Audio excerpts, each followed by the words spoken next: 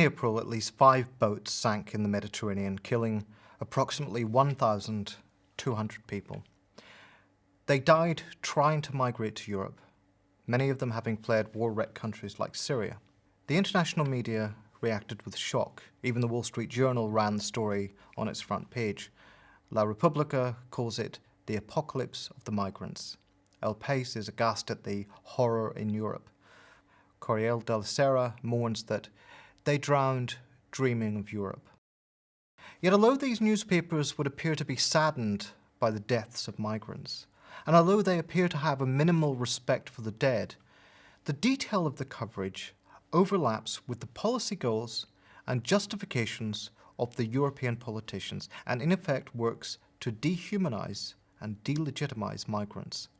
To see how this works, we need to look at the background of migration from North Africa to Europe. And such migration is far from new and has taken place at much higher levels in previous decades. Most migrants came to Europe to work. Some came seeking refuge. Today, just under half of the migrants who make their way to Europe in this fashion claim asylum when they get to their destination. Now, most European governments are signatories to the UN Convention relating to the status of refugees, and so their safe passage ought to be assured. Yet it is incredibly difficult to get into Fortress Europe by those means. Apart from all the legal obstacles, even refugees face a policy of illegal pushback according to the European Council of Refugees and Exiles, wherein Greek government forces illegitimately use violence and threats to prevent those seeking asylum, many coming from Syria via Turkey, from entering the European Union. If they go through Bulgaria, they are locked up in prison camps. They live on miserly rations of food in what Amnesty International calls cruel and inhumane conditions, and live in fear of racist attacks. If they try to cross from Morocco to Spain or from Libya to Italy, they risk sinking to their deaths in the middle of the Mediterranean. As Al Jazeera reported last year, the number of deaths in the Mediterranean Sea is rising. Over 3,000 in the first 9 months of 2014, the worst figure since the beginning of the century, adding to the total of 40,000 who CNN report have died like this across the world since 2000. A humanitarian catastrophe. Most of the bodies are never recovered. The ones that are usually don't have documents. No one knows who they are, even what gender the deceased are in most cases. Why do so many die on these boats? Politicians blame traffickers. Yes, the boats are tiny, unstable, and overcrowded. The traffickers who profit from immigration controls seek out the cheapest transportation. But as the International Organization of Migration points out in their detailed report tracking lives lost during migration, there is more to it. Yes, there are growing pressures from some war zones, creating new flows of refugees, but there has also been a drastic ramping up of border controls, and this partly explains why the rate of deaths is drastically increasing in the Mediterranean while decreasing in other parts of the world. In recent years, the response of the European Union to the growing number of deaths has been to implement something called Operation Triton. As the BBC reports, this is a maritime border patrols program in which the enforcers of Fortress Europe traverse the Mediterranean Sea looking for migrant boats in order to deflect their journey.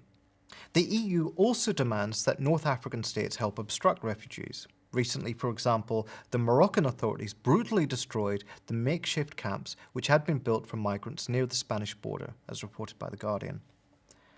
And even if these migrants ever get to their destination, such as Lampedusa in Italy, they can end up being kept in facilities where conditions were, reports Corriere della Sera, compared by the local mayor to a concentration camp.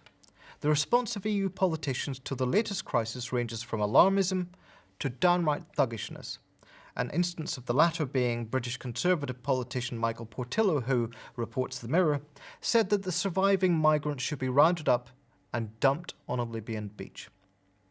More typical, though, is the reaction from Prime Minister David Cameron, who said, as reported on the BBC, that we need to go after traffickers, help stabilise these countries. Likewise, the BBC reports that the Italian Prime Minister has condemned trafficking as the new slave trade. At the same time, reports Reuters, he is begging for more European intervention to stop the migrants coming. French Prime Minister Hollande responded not chiefly by expressing sympathy for the migrants, forced to travel in unsafe conditions to flee war zones, but by saying, as reported in Le Monde, that the smugglers were terrorists and that Europe needed to ramp up Triton border controls. In each case, the politicians are making a number of assumptions. First, that the problem is migration. Second, that traffickers are the nefarious party. And third, that the cause of migration is state failure and poverty in Africa. But what of the European media which shapes discussion on this issue? In truth, although seemingly sympathetic to the deceased, the coverage works to support the approach of the politicians. For example, Le Figaro's front page laments, "Refugees, Europe powerless in the face of the tragedy." Thus, the role of migration controls imposed by European states is ignored, and they are instead represented as victims of an overwhelming problem. It is very rare in the European media for anyone to point out, as did Heribert Prantl in the Süddeutsche Zeitung, that it is EU policy and not primarily traffickers or anything else that is killing refugees. Or take the front page of the German newspaper Die Zeit, which ran with the decidedly narcissistic front page, "We don't want them to come. We don't want them to drown. What do we want to do?" As if the issue was the troubled conscience of European racism and the only debate about how to dispose of those unwanted people with the minimum of moral friction. In fact, much of the European press coverage and punditry is concerned with the problem of how to reconcile the EU's barbaric immigration policy with what Angela Merkel referred to as European values. For example, Paddy Ashdown's Financial Times article, flexing his moral indignation muscles over the drowning of immigrants, he nonetheless concludes by demanding that Europe put more pressure on African countries to control migration better. The coverage is also sensationalist. Now, this is partly because the European media has always been obsessed with those migrants travelling by sea, which is supposed to provide a natural territorial defence. For example, last year the British press went crazy about the efforts of a few migrants to get to the UK by sneaking onto a passenger ferry at Calais. Calais was besieged by gangs of immigrants, reported the Daily Mail. The truth is, most migrants to the EU don't travel by sea but by air. As Frank Duvel of Oxford University points out in an article for the London School of Economics, the majority of those migrants, now deemed illegal, had legal status when they first arrived and subsequently lost it. They came to work where there are existing labour shortages. But for the European press, this is a boring story. They have only two ways of looking at migrants. They can either be treated as pitiable and helpless victims fleeing poverty and war, used by traffickers, desperate, but ultimately too much for Europe to take on. Or they can be treated as invaders, as criminals, and bearers of foreign and unwelcome cultures. Rarely are migrants treated in the media as dignified human beings seeking to live and work and performing a socially useful purpose.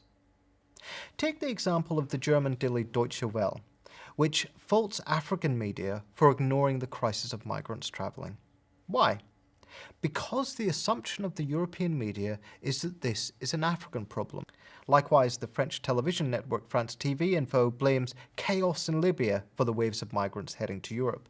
Thus, the problem is not Europe's pointless, perverse and sadistic anti-immigration measures, but the hopelessness of African countries. Indeed, the ramifications of this purported invasion have been spelled out in the right-wing French newspaper Le Figaro, which ran a number of articles in the same month that the worst deaths were occurring as a result of Fortress Europe's immigration controls, portending the coming European civil war and the collapse of democracy as a result of insufficiently well-guarded national borders. Ran a number of articles in the same month that the worst deaths were occurring as a result of Fortress Europe's immigration controls, portending the coming European civil war and the collapse of democracy as a result of insufficiently well-guarded national borders.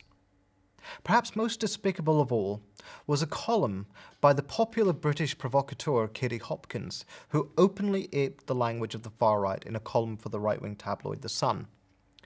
She described immigrants as cockroaches, swarms, a plague of feral humans spreading like the norovirus. She advocated using gunboats and threats of violence to repel migrants and suggested drilling holes in the bottom of anything that could carry migrants across the sea, presumably in the hope that more people would sink and drown. This article was so appalling that it incurred a denunciation from the United Nations. The UN statement, reported in The Independent, quoted Hopkins' incitement and urged the UK authorities, media and regulatory bodies to take steps to curb incitement to hatred by British tabloid newspapers, in line with the country's obligations under national and international law. But the truth is that when it comes to European values, both the relatively civilized liberal media and the vulgar reactionary press have their uses. While the likes of Hopkins contribute to the lynch mob atmosphere in which refugee deaths are less of a problem than refugees, the liberal media also tends to misrepresent the problem in a way that exonerates the EU. One final example of this. The EU has now, following up on Hollande's suggestion, tripled funds for Triton, its border patrol operation. This will make life harder and more dangerous for migrants. Lucky then that practically all media, from RTE to The Guardian, agree that this is really an increase in funding for humanitarian search and rescue operations.